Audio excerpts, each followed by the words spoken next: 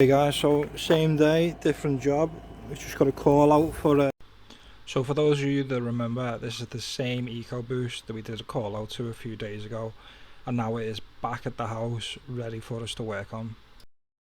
Today we're going to follow up with the Ford EcoSport that we've seen in a few other clips. Well, just a quick rundown, because it's a 2018 model. I think it's 18 or is it 20? 2018 model. We couldn't get any bits at all from the normal suppliers, so we've had to go directly to Ford, as you can see here. And all we've got is, we're hoping it is just a slave cylinder. Now, I don't recommend just changing the slave cylinder. When you take a gearbox out, you've got to do the lot, but beggars can't be choosers. So this is what we've got from Ford.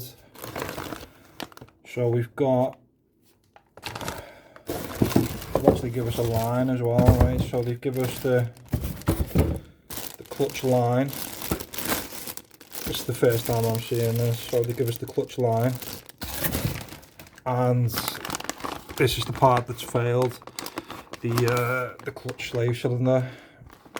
So we're just going to be changing these today. So the other thing worth mentioning also, the RAC. Basically, I've been out to this car previously to see what's wrong with it. No lights on the dash at all, absolutely perfect. The RAC have brought the car to me, and the ABS lights on, so we need to check that out, see if they've broken anything when because they dollied it round on the A-frame dolly, so just need to see what's going on with that. And it is a 2020. So as always, we jack the vehicle up, take the wheels off, and then we're straight underneath here to the under tray, removing the 8mm under tray bolts. Once the back ones are out, we'll move on to the front, and then the under tray is off.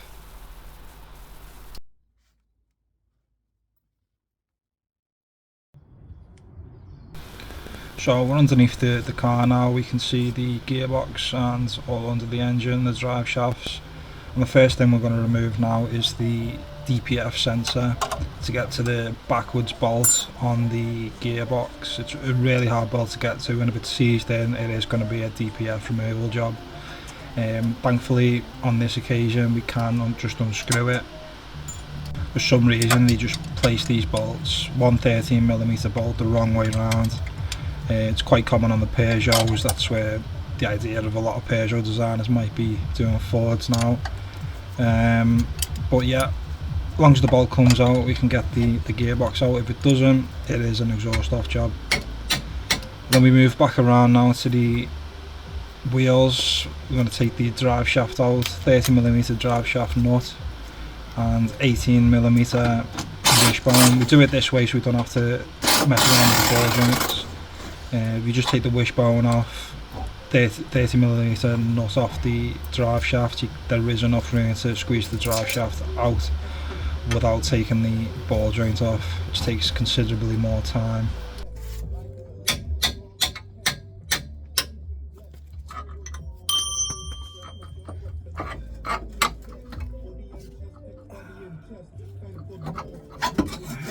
Once the driver's side's out, we swing around to the passenger side and do the same thing, 18mm nut out. On this side we had to take the brake line off, one 10mm nut, but we don't show it on the camera.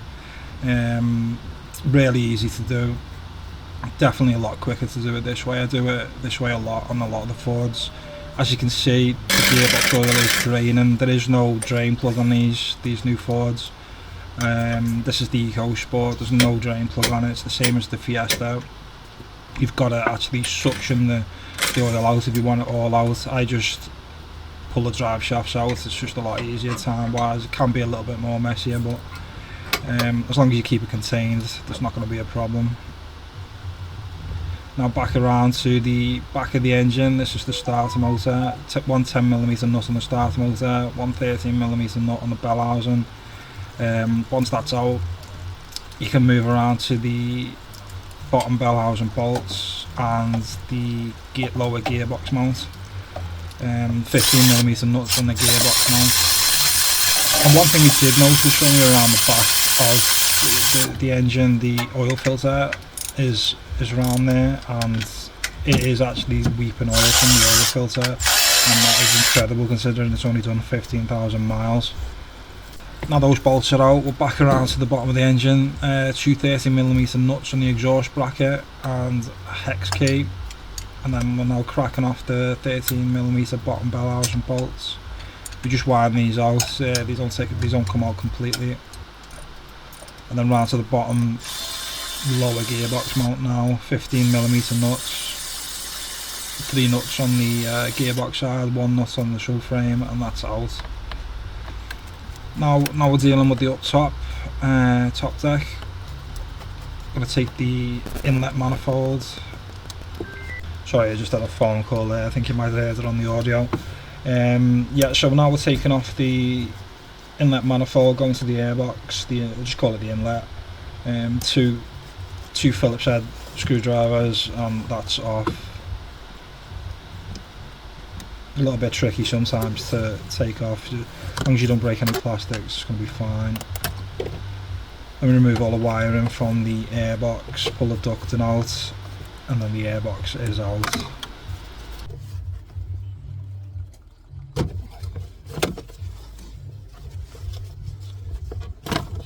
Once the airbox is out of the way, we've got easy access to the battery, all the top of the gearbox selectors, everything like that. So the next thing we move on to is the actual battery. So 10mm terminals as always, and then we take the box out.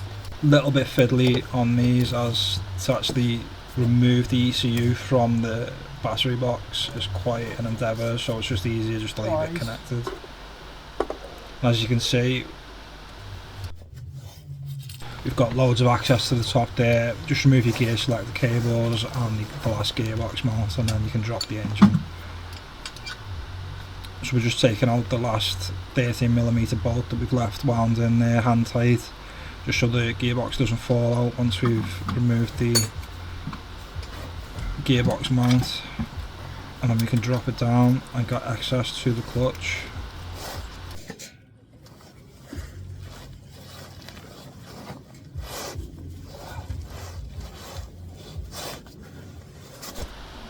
So we can see all the access to the clutch there. There is very light misting on the actual clutch plate itself from the fluid, so we don't have a clutch for it. We are just changing the slave cylinder, so it is what it is. So 2 8mm nuts on the slave cylinder, and the slave is out. As you can see in the bottom of the bell housing, with all the fluids being collecting at the bottom there and spinning around, it's give that a little wipe before we put it in. But the actual problem is the slave cylinder on this, so genuine Ford parts, bought it from Ford's, fitting the new one now.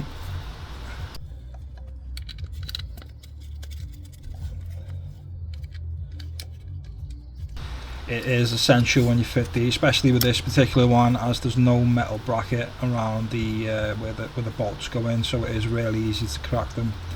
If you don't know what you're doing, get the torque wrench out, get the torque spec for these. So this is the cause of our problem. The slave cylinder burst, so it is a 2020 model, so it's quite new. It's only done roughly 30,000 miles. I'll put it on the screen below, and the slave cylinder's burst. So it is an EcoBoost, and to be quite honest, the build quality of the Ford's EcoBoost range just isn't there anymore.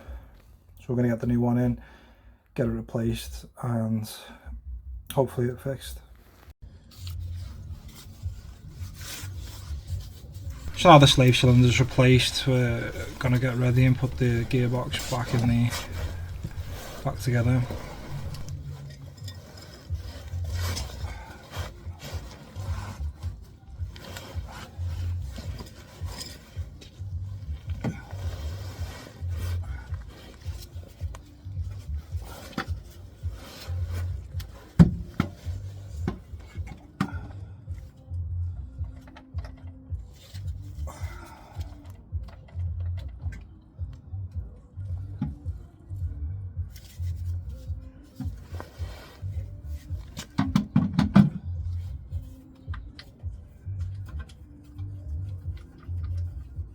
And that is all back in now, guys. Gearbox is back in, slave's back in. We're going to lead up the system, get it all running. Hopefully that ABS light goes off. If it doesn't, we're going to have to contact the RAC, get them to fix that, because that's nothing we've done.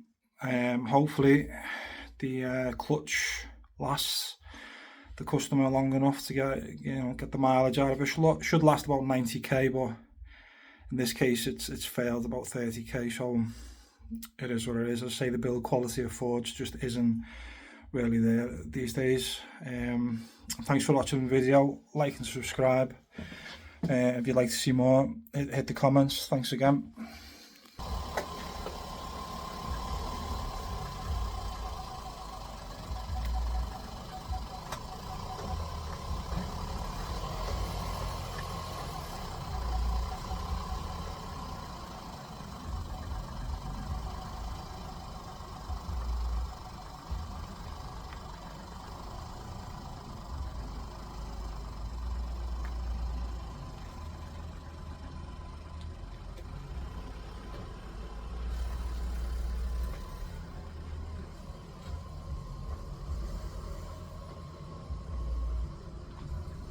Right, okay, so quick update. It's 15,000 miles that the slave cylinders failed, so definitely be careful with the Eco. Any other Ford I've not had a problem with, but anything with the EcoSport range or anything really new, the build quality has just been terrible. The ABS light's gone off, so that's great, nothing's broken there, everything's driving great, but 15,000 miles and the slave cylinders failed. I don't think it's being driven, crazily or anything, so I really do just think the build quality, the Eco range throughout the whole Ford range on the new stuff is just not that good. There's a lot of Peugeot parts and designers lately on all the new Fords, so maybe that's an indication of why. But it's all done, it's all fixed, and gonna bring it back to the customer.